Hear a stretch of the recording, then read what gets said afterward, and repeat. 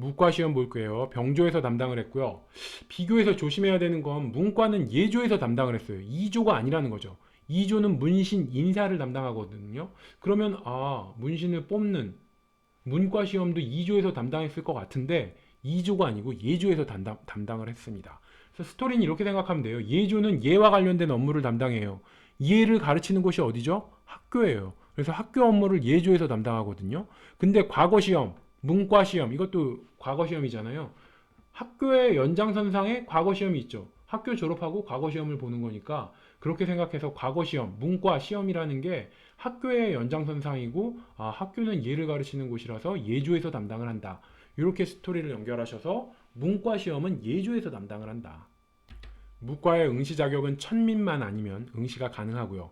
문과의 구성도 문과와 똑같이 초시, 복시, 전시로 구성되어 있습니다. 차이가 있다면 복시가 문과는 33명이었죠. 근데 무과는 28명이더라. 그러다 보니까 이 28명 안에서 갑, 을, 병을 나눠야 되잖아요. 그래서 갑과는 3명, 을과는 원래 대과는 7명이었는데 을과는 5명, 병과는 20명으로 이렇게 구성을 합니다. 그래서 무과에 있어서 갑, 을, 병 나눴을 때 이들의 직위가 어떻게 품계가 어떻게 되냐? 7, 8, 9품인데 앞에 다 종이에요. 종칠품, 종팔품, 종구품. 그러면은 대과 합격자, 문과의 대과 합격자도 똑같이 갑, 을, 병이 있었잖아요. 갑과 을과 병과도 똑같이 7, 8, 9품인데 이 앞에 정이 붙더라. 정칠, 정팔, 정구품. 그래서 이 무과는 종이 붙고 문과는 정이 붙습니다. 그래서 무과보다는 문과가 한 끝발 더 높죠.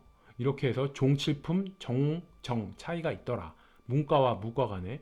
그리고 갑과 중에서 문신들을 뽑는 이 문과의 대과, 거기에 갑과는 1등을 장원급제라고 한다고 그랬죠. 2등은 방한, 3등은 탐화인데 그 중에서 1등한 장원급제만 살짝 좀 더 혜택을 주는 게 원래 문과의 갑과는 7, 8, 9인데 정칠품들이었잖아요. 근데 정칠품보다 장원급제한 사람은 한 끝발 더 올려줘서 종6품이 됩니다. 이렇게 구별을 하시면 되고요. 자, 대과의 복시는 33명을 뽑는다고 그랬어요. 무과의 복시는 28명을 뽑는다고 했어요. 그래서 이 어떻게 구별을 하냐? 조선 문신, 이 제도를 만드는 문신들은 숫자 3을 좋아해요. 그래서 과거 시험 3년마다 보죠. 복시에서 33명을 뽑죠. 그리고 그 복시 중에서 갑과는 3명을 뽑죠. 그래서 다 3, 3, 3이 들어가죠. 제가 이렇게 말씀드렸어요. 과거 시험 3년마다 한 번씩 보는데 복시에서 33명밖에 안 뽑아요. 그러니까 1년으로 따지면 11명씩밖에 안 뽑는 거죠. 그래서 3년마다 33명밖에 안 뽑더라. 그래서 3을 좋아해서 이렇게 문과는 이렇게 3년마다 33명 이렇게 외우시고 근데 이 제도를 문신들이 만들었어요. 무과의 제도도. 근데 무과를 문과랑 똑같이 하면 좀 존심이 상하잖아요. 그러니까 문신 관리가 어떻게 했냐? 야, 너희들은 우리랑 똑같으면 안 되니까 너희는 33명 하지 말고 너희들은 28명 해.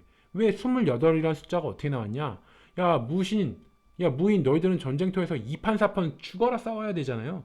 그러니까 2판 4판으로 죽어라 싸우라는 의미에서 2판 4판에서 28, 2판 4판에서 28, 48. 그래서 28에서 28명을 뽑았다. 그래서 2판 4판으로 싸우라는 의미에서 28명을 뽑았다. 무과의 합격자도 홍패를 수여해 주고요. 대신에 장원급제는 없었어요. 그냥 갑과 3명 중 3명까지만 추리는 거고 그 중에 1등을 뽑진 않았습니다. 여기에 스토리라인은 이렇게 생각할게요.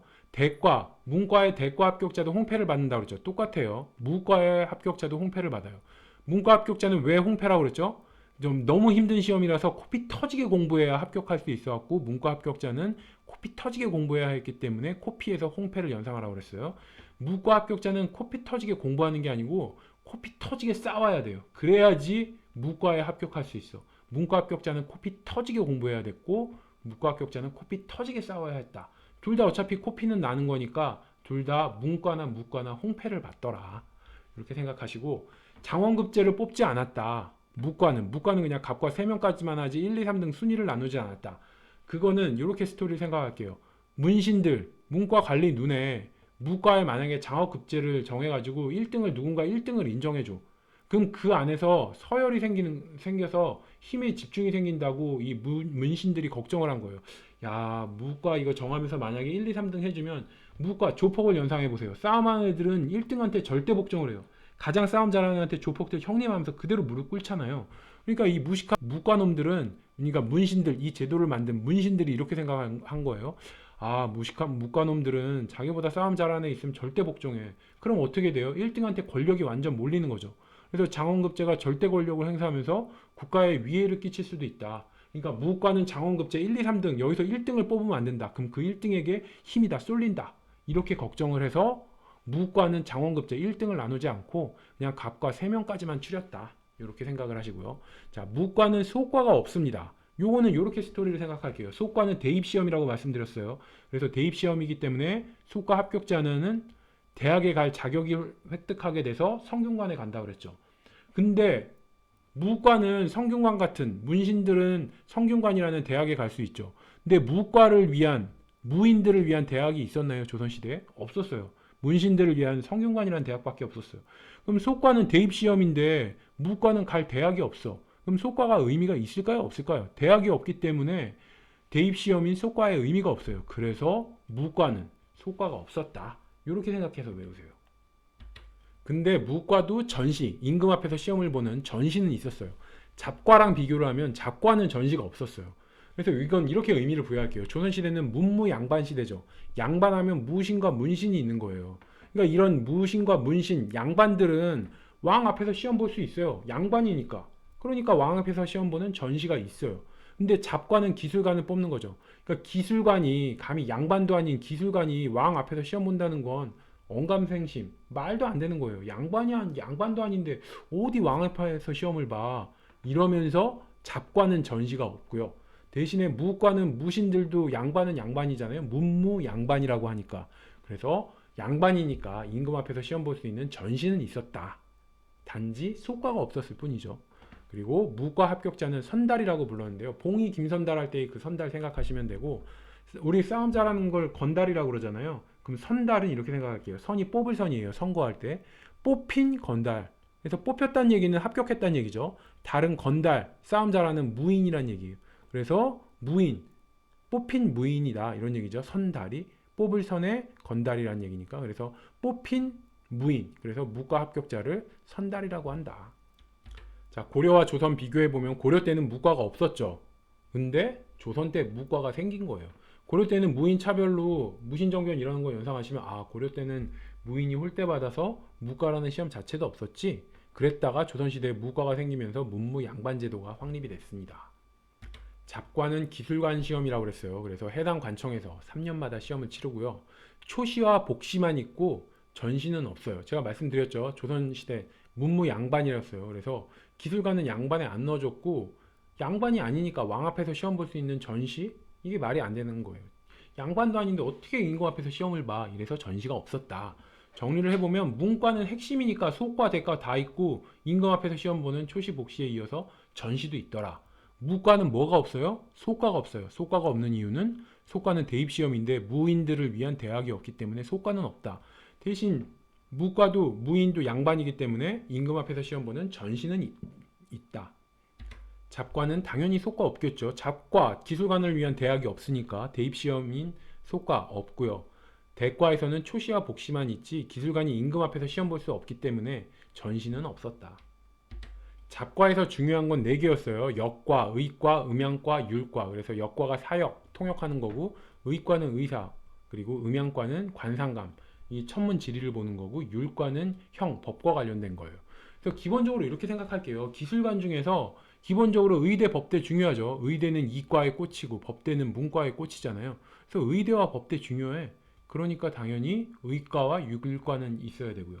그리고 조선시대 외교 필요하잖아요.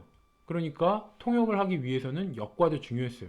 그리고 음양과는 이 천문 지리를 봐서 날씨를 예측하는 거예요. 하늘을 보고 아, 날씨가 어떻겠구나. 시기가 계절이 어떻겠구나. 이걸 알아야지 농사를 제대로 지을 수가 있는 거잖아요. 그래서 먹고 살기 위해서는 음양과, 날씨 예측해야 되는 음양과가 중요했어요. 그래서 아, 중요한 기술관이 의대, 법대, 그리고 통역하는 역과, 그리고 날씨를 예상할 수 있는 음양과. 이렇게 4개다. 그래서 두 문자를 따면 역의 음율이라고 그랬죠. 그래서 잡다한 역의 음율. 역은 터미널 역이에요. 그래서 잡다한, 굉장히 사람이 많으니까 잡다하잖아요, 분위기가. 그래서 잡다한 터미널 역의 음율. 멜로디란 얘기죠, 음율은. 그래서 잡다한 터미널에서 막 뭐 꽁짝꽁짝 음악 나오고 그러잖아요. 트로트 같은 거 나오고. 그래서 잡다안에서 잡과를 연상하시고 역의 음률 이렇게 두 문자를 따서 하셔도 되고 아니면 그냥 스토리로 의대 법대 중요하니까 당연히 잡과에서 시험을 받고 그 밖에 외교 필요하니까 역과 그리고 날씨 예측하려면 음향과 이 네 개는 기술관을 뽑는 시험이 되게 많아요. 보면 산학, 그림 그리는 뭐 그림 그리는 기술관도 있고 음악하는 기술관도 있고 이런 애들은 그냥 그다지 중요하지 않은 기술관들은 잡과가 없고 그냥 취재라 그래서 학업관리 채용을 위한 특별 시험이에요. 그냥 취재를 통해서 그냥 쉽게 뽑는데 중요한 기술관 역의 음률에 해당하는 4개는 잡과라는 시험을 치렀더라. 이렇게 생각하시고 저희 고려 때 국자감이라는 대학 내에 기술학부가 있었어요. 생각나시는지 모르겠는데 그때 저희가 두 문자를 이렇게 써요. 국대사 율산서. 그래서 국대사는 국대를 죽인 사건은 울산 경찰서에서 맞는다. 그래서 국대사 울산서 이렇게 외우라고 그랬고 앞에 국태사가 유학부예요. 양반들이 공부하는 그 당시 귀족들이 공부하는 유학부고요. 뒤에 세 개 율산서가 기술학부예요. 이 율산서에 해당하는 세 개가 뭐냐면은 율학 법률이고 산학이 산수고요. 서학이 글씨예요.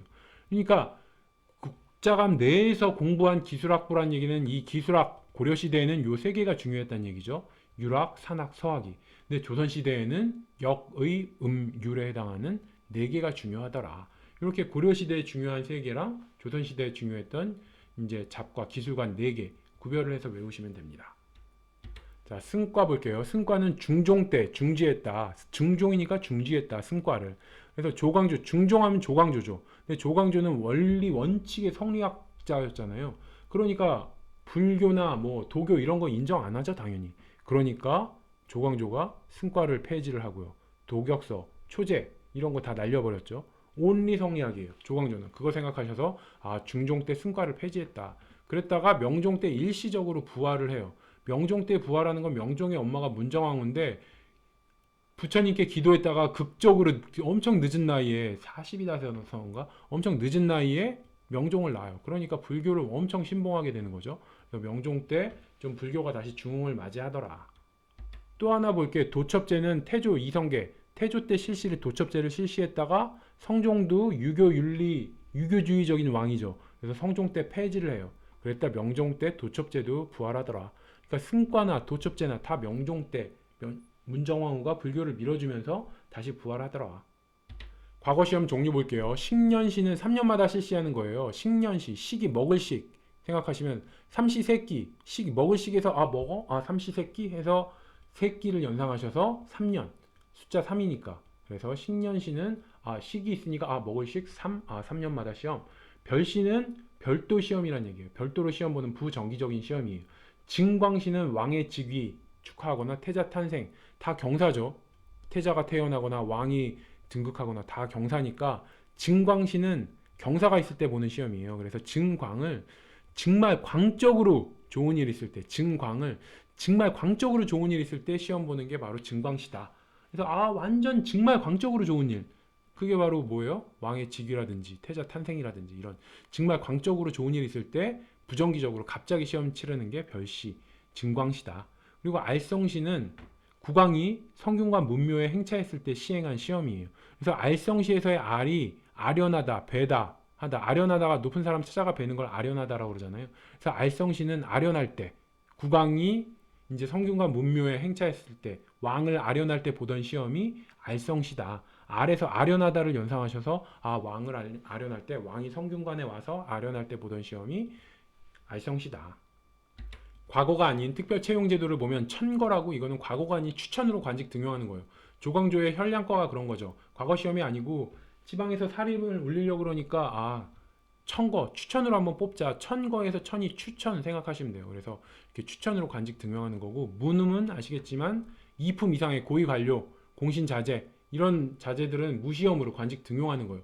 고려시대 음서는 5품이었잖아요. 그게 조선시대가 되면은 2품으로 좀 더 타이트해지더라.